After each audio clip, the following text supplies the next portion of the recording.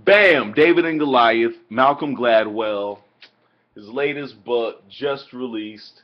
3.5 stars, people. Why? Because I needed more. The book itself is great, full of anecdotes. I love all the stories in it. Um, but I wanted more. This book is basically about underdogs, misfits, and the art of battling giants. And so he opens the book with talking about how David, even though seemingly was an underdog against Goliath, but really David was equally matched. They were equally yoked because David was a bad dude with that rock. He was called a slinger, and uh, slingers were bad dudes back in those days. But nobody really talks about that. And so the whole book basically illustrates how people and teams and groups who seemingly are underdogs or at a disadvantage really have an advantage. And so he starts off with talking about how David had the advantage over Goliath because of he was quicker, faster, and had the because he had the slingshot, which is just as deadly as any sword if you know how to throw the rock. He then talks about a basketball team of girls who were I think they're like 12 years old, and they're all short, so they had to play the press defense the entire basketball game, and that got them to the championship every year. But if you look at them, you go they're underdogs because they're short, they can't shoot, they can't rebound. So instead of trying to build that up, and he said, you know what we can do is play some ridiculous defense, and we can press the entire game. And because nobody else is really doing that, they won. Then the next story is about dyslexia and how, even though that's a reading disability or a learning, I'm not sure how you really want to phrase that, but how 45% of people who have dyslexia really become successful in life because it takes them longer to read, that they read it over and over again and really focus on what it is they're reading, and they also strengthen their listening skills so that they don't have to read it as much. So even though their reading comprehension is a little low, their listening skills are incredible, which really becomes helpful becomes their superpower. And so it's just all these tales of what you think is a disadvantage, how it really is an advantage. He even talks about the three strikes law, in that people are, it's like, oh, 3 strikes, we throw people in jail, people go to jail. That has to work, right? But it doesn't work because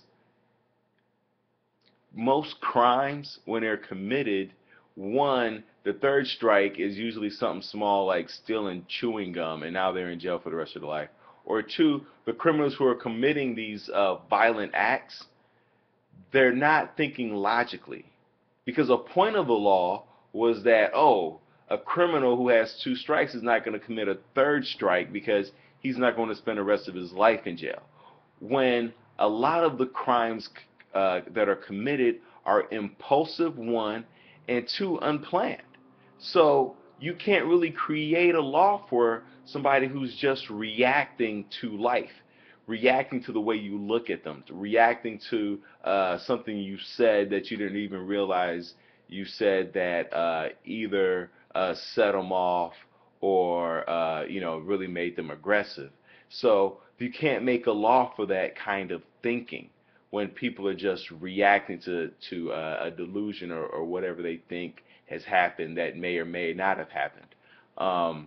So the whole book just illustrates how people think that oh, this is great, this is the giant, I should be a part of this, but it really could be a disadvantage. And I think one of the biggest ones he talks about is the student who went to Harvard, and she was a pre-med student, but then she took like organic chemistry and was flunking out the class.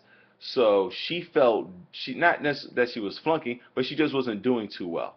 And So instead of transferring schools or taking it over to summer, whatever, she changes her major completely to arts and arts and social sciences or whatever. And he found that at Harvard, the the bottom 30% will often change their major because they don't feel smart enough. And the reason for that is what he calls relative deprivation. Wait, is it relative? Yeah, relative deprivation. Where that you feel less than because you're comparing yourself to people in your small circle. So like I live out here in Los Angeles and the average person is driving a BMW. So if you're not driving a BMW or something better, you're going to feel like you haven't made it. But the average person in America or in the world is not driving a BMW. But it's hard to see that when you live in Los Angeles. And it's hard to see that a 3.8 isn't a bad GPA when you're at Harvard when, everybody has a 4.0.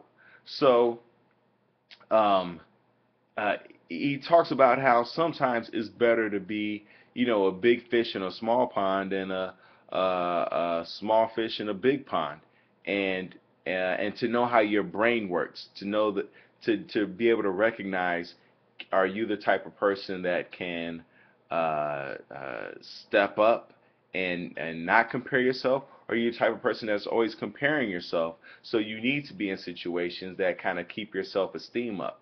And also, a lot of parents like to send their kids to Harvard, but because they drop out because they're not doing so well, then they really don't produce much. Whereas if you're the top student at like University of Maryland, which even though it's not a great school, your self-esteem will be so high because you're one of the top students that you'll end up being more productive. So that's a case where Harvard is like the giant, University of Maryland is like David, but you might do better going to University of Maryland because of how it makes you feel to be at the top class there. Because it really doesn't matter what where you're the top at as long as you're at the top. You know what I mean?